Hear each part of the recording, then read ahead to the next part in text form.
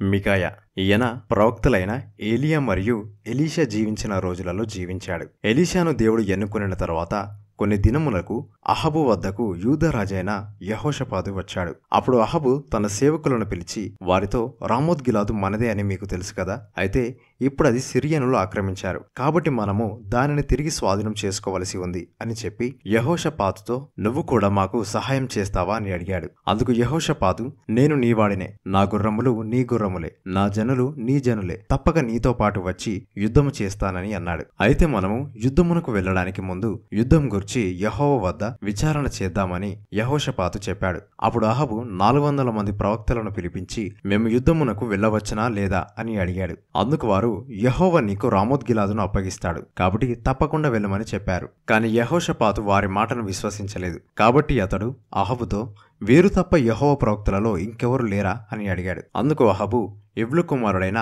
మికాయా ఉన్నాడు, కాని అతడు నా గురించి మేలు పలకకుండా కీడు మాత్రమే పలుకుతాడు, కాబట్టి నాకు అతని మీద ద్వేషం ఉందని చెప్పాడు. అప్పుడు యెహోషాపాతు, అలాగనవద్దు అని చెప్పి అతన్ని పిలిపించమన్నాడు. అందుకు అహబు సరేనని మికాయాకు వర్తమానం పంపించాడు. కేయినా కుమారుడైన సిద్కియా ఇనుప కొమ్మలు చేయించుకొని వచ్చి వాటి చేత నీవు సిరియన్లను పొడిచి నాశనం చేతువని యెహోవా సెలవిచ్చుచున్నాడని చెప్పాడు. అయితే మికాయా వద్దకు పంపించబడిన ఆ సేవకుడు మికాయాతో, నీవు రాజుతో మేము చెప్పినట్టుగానే చెప్పు అని అన్నాడు. అందుకు మికాయా, యెహోవా నాకు ఏమి చెబితే దాన్ని నేను చెబుతాను అని అన్నాడు. మికాయా రాజు దగ్గరికి వచ్చినప్పుడు రాజు యుద్ధం గురించి అతన్ని అడిగాడు. అందుకు మికాయా, వెళ్ళు, దేవుడు రామోత్గిలాదును నీకు అప్పగిస్తాడు అని వెటకారంగా అన్నాడు. అందుకు అహబు, నీవు నాతో నిజమే మాట్లాడాలని నీకెన్నిసార్లు చెప్పాను అని అన్నాడు. అందుకు మికాయా, ఇశ్రాయేలు వారు కాపరలేని గొర్రెల వలె అవుతారని చెప్పాడు. అందుకు అహబు యెహోషాపాతును చూసి, నేను చెప్పానా ఇతను నన్ను గురించి కీడు మాత్రమే పలుకుతాడని అని అన్నాడు. అప్పుడు మికాయా, ఇదిగో పరలోకమందు దేవుని కుడిపార్శ్వమున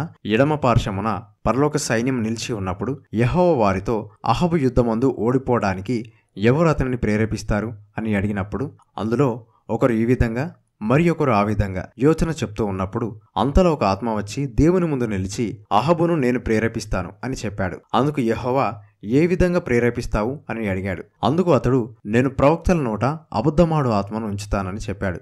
అందుకు దేవుడైన యెహోవా, నీవు అతనిని ప్రేరేపించి జయం పొందుతావు, వెళ్ళి అలా చేయు అని చెప్పాడు. యెహోవా నిన్ను గూర్చి కీడు యోచించి నీ ప్రవక్తల నోట అబద్ధమాడు ఆత్మను ఉంచాడు అని మికాయా అహబుతో చెప్పాడు. అప్పుడు సిద్కియా కోపంతో వచ్చి మికాయాను చెంప మీద కొట్టాడు. అందుకు మికాయా, నీవు ప్రాణభయంతో గదులలో దాక్కునేటప్పుడు నా మాట నీకు అర్థమవుతుంది అని చెప్పాడు. అప్పుడు ఇశ్రాయేలు రాజైన అహబు మికాయాను పట్టుకొని తీసుకొని పోయి పట్టణపు అధికారి అయిన ఆమోనునకు రాజకుమారుడైన యోవాషునకు అప్పగించి బందిగృహంలో ఉంచి, మేం క్షేమంగా తిరిగి వచ్చే వరకు అతనికి తినడానికి కష్టతరమైన అన్నము నీళ్లు ఇవ్వమని ఆజ్ఞ ఇచ్చాడు. అప్పుడు మికాయా జనులందరి ముందు అహబుతో, నువ్వు యుద్ధము నుండి ఏమాత్రం క్షేమంగా తిరిగి రావు అని అన్నాడు. అహబు యుద్ధానికి బయలుదేరాడు. యుద్ధం జరుగుతున్నప్పుడు మికాయా చెప్పినట్టుగానే అహబు యుద్ధమందు బాణము వలన గాయపడి చనిపోయాడు. ఆ తరువాత మికాయాకు ఏమి జరిగినదని బైబిల్ యందు మరి ఎక్కడ ప్రస్తావించలేదు. ప్రియులారా, మీకొక ప్రశ్న,